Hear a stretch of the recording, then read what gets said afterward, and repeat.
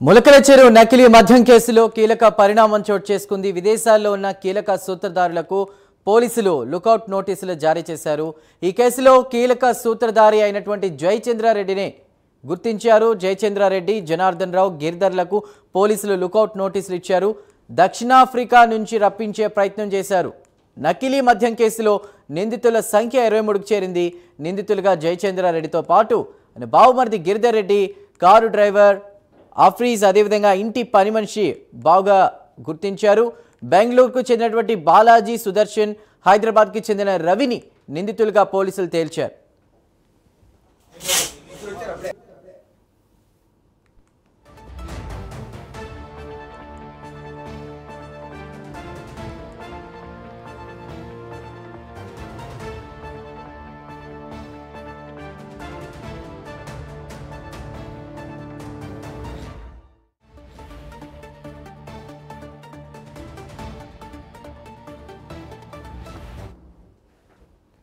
ములకల్ చెరువు నకిలీ మద్యం కేసులో కీలక పరిణామం చోటు చేసుకుంది. విదేశాల్లో ఉన్న కీలక సూత్రధారులకు పోలీసులు లుకౌట్ నోటీసులు జారీ చేసినట్టు తెలుస్తోంది. దానిపై ఉన్న తాజా సమాచారం అందించడానికి మా ప్రతినిధి రవివర్మ సిద్ధంగా ఉన్నారు. రవివర్మ. ఎస్ చందు, రాష్ట్ర వ్యాప్తంగా సంచలనం సృష్టించినటువంటి ములకల చెరువు నకిలీ మద్యం కుంభకోణం కేసు మరి లోతుగా విచారణ అయితే సాగిస్తూ ఉంది. ప్రభుత్వం కూడా దీన్ని సీరియస్గా తీసుకునింది. వీటి వెనక ఎవరెవరు ఉన్నారు నిగ్గు తేల్చాలని చెప్పేసి ఎక్సైజ్ శాఖ అధికారులకు ఆదేశాలు చేశారు.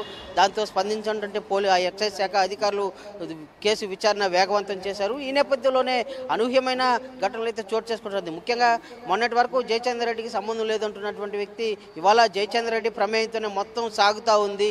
నకిలీ మద్యం కుంభకోణం మొత్తం జరిగిందనే విధంగా విచారణలో తేటతెల్లమైంది. అలాగే జయచంద్రారెడ్డితో పాటు జనార్దన్ రావు, విజయవాడకు చెందినటువంటి జనార్దన్ రావు, అలాగే జయచంద్రారెడ్డి బావమర్ది అయినటువంటి మంత్రి గిరిధర్, వీళ్ళు ముఖ్య అనుచరులు, ముఖ్య సూత్రధారులుగా కూడా గుర్తించారు. అలాగే వీళ్ళు విదేశాల్లో ఉన్నందున వీళ్ళకి లుకౌట్ నోటీసులు జారీ చేశారు. సౌత్ ఆఫ్రికా నుంచి ఇండియాకు రప్పించే ప్రయత్నం అయితే చేస్తున్నారు.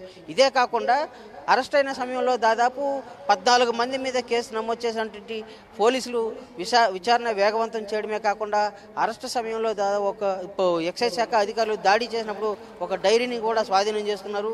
ఆ డైరీలో 78 మంది పేర్లను కూడా 78 మంది పేర్లను గుర్తించారు.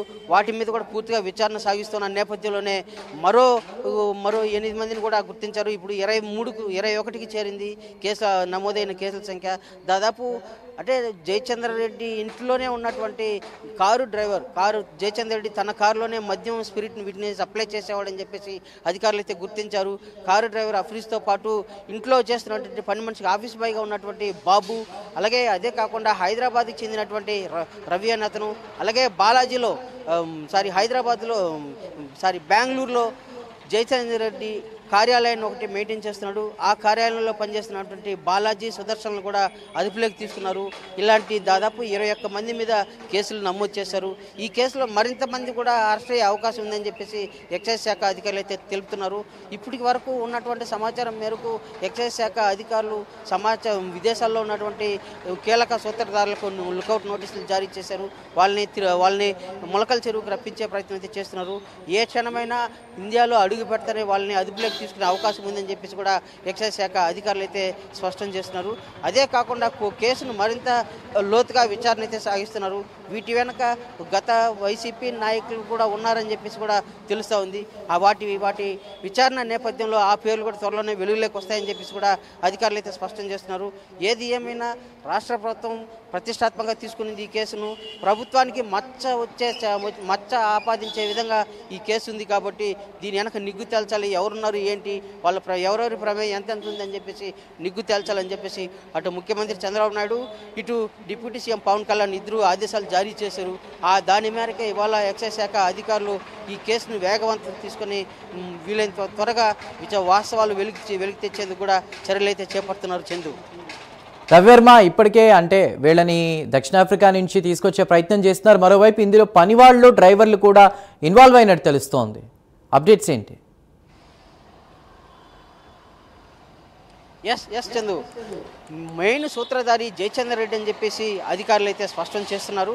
ఆయన దగ్గర పనిచేస్తున్నటువంటి కారు డ్రైవర్ అంటే స్పిరిట్ సప్లై చేయడంలో తన కారుని తన వాహనాన్ని వినియోగించారు ఎక్కువగా అని చెప్పేసి కూడా బెల్ట్ షాపులకు నకిలీ మద్యం సప్లై చేసే దాంట్లో బెంగళూరు నుంచి ఇక్కడ మొలకల చెరుకు స్పిరిట్ సప్లై చేసే దాంట్లో తన వాహనాల్లోనే తీసుకొచ్చారు అని తన డ్రైవర్నే వినియోగించాడని చెప్పేసి కూడా అధికారులు అయితే గుర్తించారు. ఆ మేరకు కారు డ్రైవర్ అఫ్రీజ్ మీద కూడా కేసు నమోదు చేశారు.